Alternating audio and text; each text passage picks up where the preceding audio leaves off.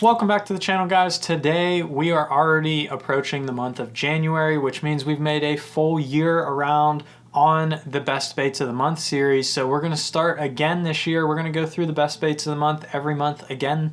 And this year we're going to start it off with a little bit of a twist. Since I'm going to be going to Florida, I'll already be there when this video is released, and I know a lot of other people like to travel south to that area to fish over their winter breaks and other types of vacations.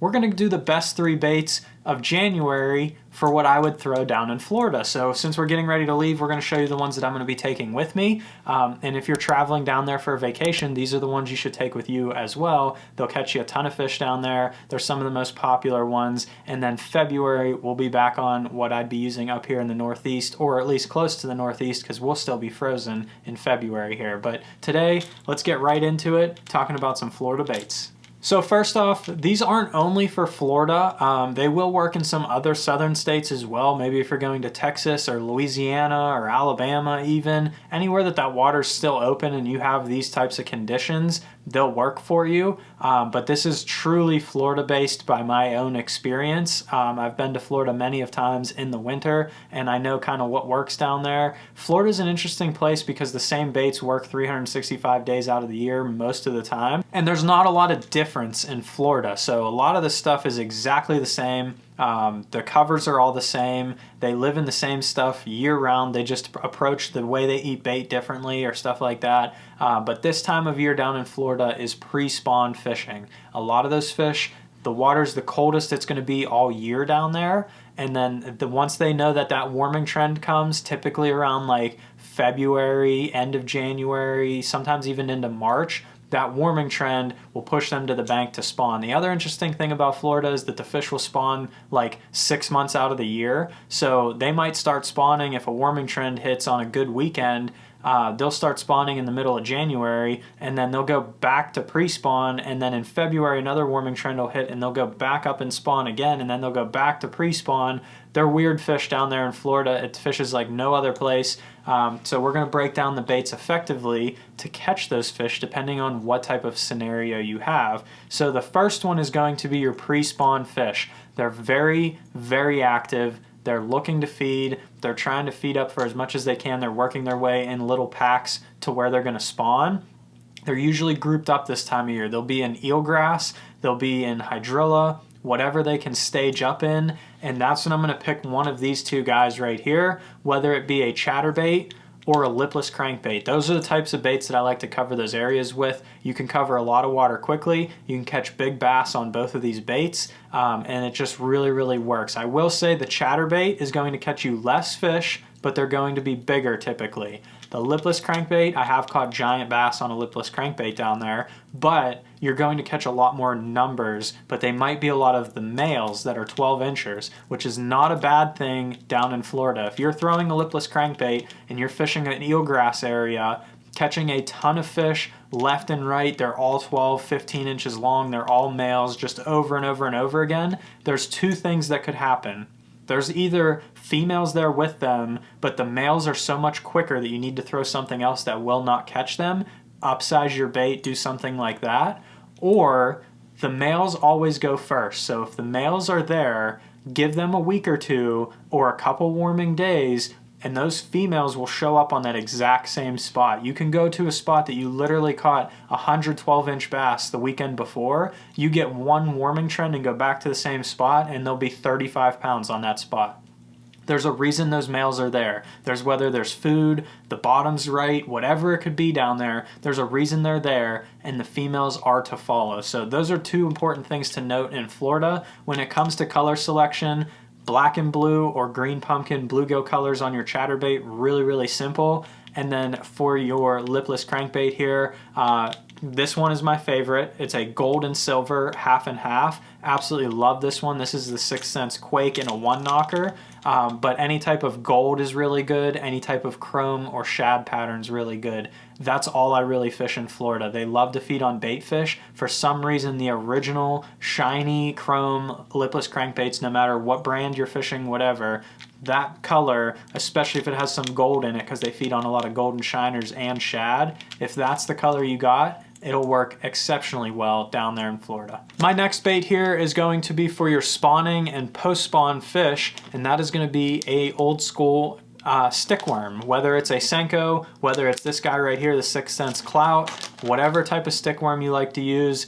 Straight stickworm is probably one of the best baits that have ever existed down in Florida. It's absolutely magical down there in those grass areas, and there's 2 ways that I like to fish it, technically 3, but I like to fish it as a wacky rig.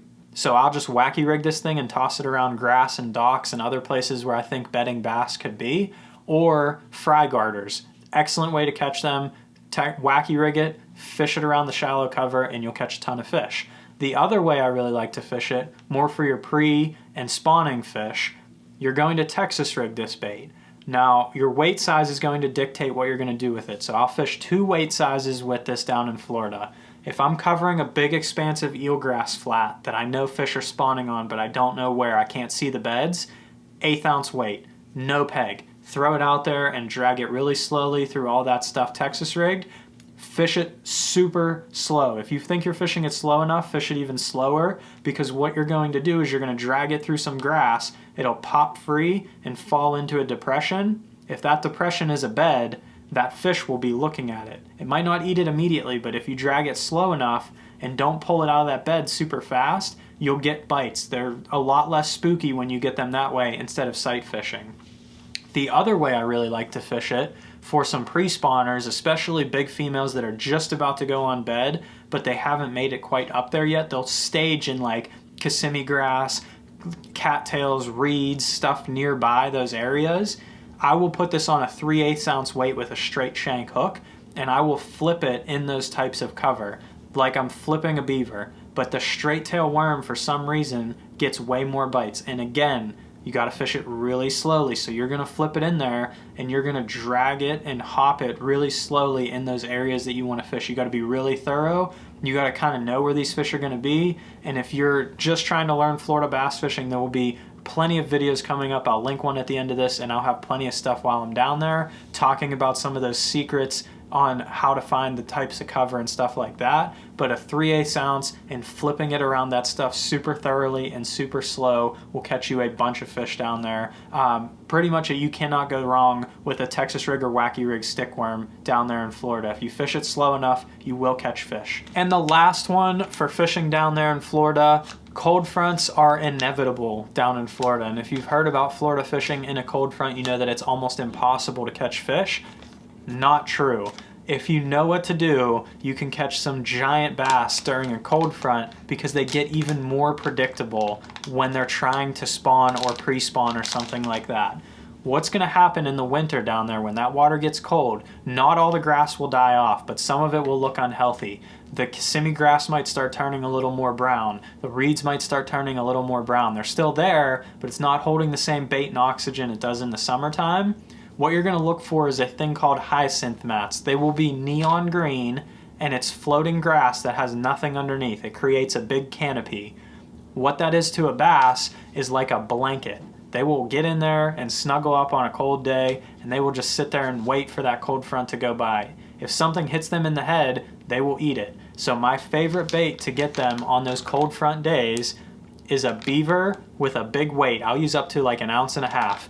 Basically, you're gonna go punching. You're gonna use whatever beaver you like. These are the 6th Sense prawns.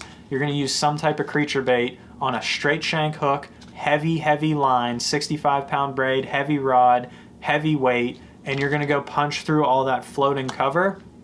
You're gonna catch fish, big ones that are staging up. Those are the days you're not going to catch as many fish. If you have a cold front come through, you're fishing for a limited number of bites if you do this technique, but you will catch big ones if you do it. It's not going to catch a bunch of little fish. They're not going to commit to this. It scares them, I'm convinced. The fast fall, everything like that, it just freaks them out. But the big ones will eat it, and it's a super effective way to do so. The key to it is to make sure you have some sunshine. It will work on some cold, cloudy days as well, but if you have that sunshine, the only thing that has color in the water is that green floating mat. So that mat's going to warm up faster than everything else around it. It's the same thing when we fish up here in the Northeast or other types of lakes, when they tell you find a rocky bank or find a laydown that holds heat and disperses it into the water, and that's where the fish will hold tight. It's the exact same thing in Florida. They don't really have laydowns. They don't have rocky banks. So those grass mats are the things that are absorbing the heat, and the bass will tuck right up into them just like they would a laydown up here in the Northeast, and you roll a spinnerbait down the side of it. This is your spinnerbait. You're gonna punch as many of those mats as you can. You're gonna flip a lot of times. You might not catch that many fish, but you'll catch some good ones. So try this one out. If you get a cold front day, it'll catch you more fish. Maybe you don't plan your trip perfectly to where the fish are just chewing the entire time. This will bail you out and have a good trip down there and hopefully catch you some fish. So if you enjoyed today's video, you want to learn more about Florida bass fishing, you're getting ready for a trip, everything you need to know, it's going to be this video right here. Check that out. I break down everything that I've learned over the years of bass fishing in Florida. And like I said, hit that subscribe button. We'll have even more videos coming from down there very, very soon. So if your trip is still for another month or two away, make sure you hit that subscribe button so you don't miss those ones coming up. Thanks for watching.